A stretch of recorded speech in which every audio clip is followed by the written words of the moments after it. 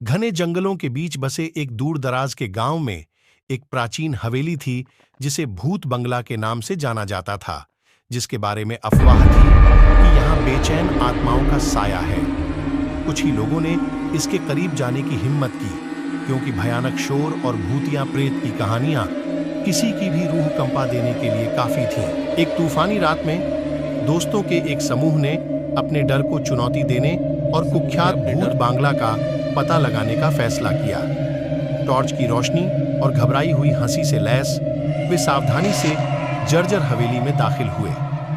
जब वे इसके मंद रोशनी वाले गलियारों में घूम रहे थे तो उनके चारों ओर अजीब सी फुसफुसाहटें गूंजने लगती थीं और परछाइयां टिमटिमाती रोशनी में खतरनाक रूप से नृत्य कर रही थीं।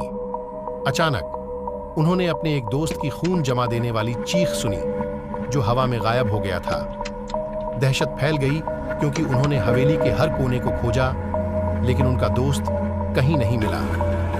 डर से कांपते हुए उन्हें एहसास हुआ कि वे अकेले नहीं हैं। जैसे ही वे भागने वाले थे, वे हवेली के भीतर एक छिपे हुए कक्ष में पहुंचे। दोस्त को पीला और कांपते हुए अतीत के दृश्यों को देखने के बारे में बड़बड़ाते हुए पाया, लेकिन उनकी राहत अल्पकालिक थी, क्योंकि उन्हें जल्द ही भयावह सच्चाई का एहसास हुआ।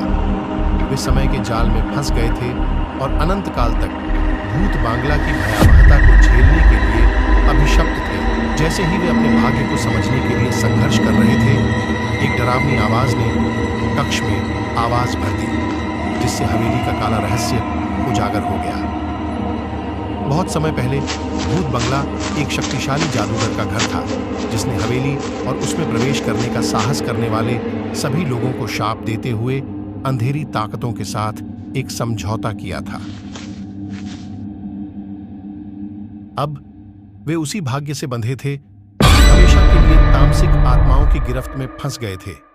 मुड़ी हुई मुस्कुराहट के साथ आवाज ने एक अंतिम चेतावनी दी, परछाइयों से सावधान रहें, क्योंकि वे आत्माओं के लिए भूखे हैं। और जैसे जैसे गूंज अंधेरे में धुंधली होती गई, दोस्तों को एहसास हुआ कि उनका दुःस्वप्न अभी शुरू हुआ था।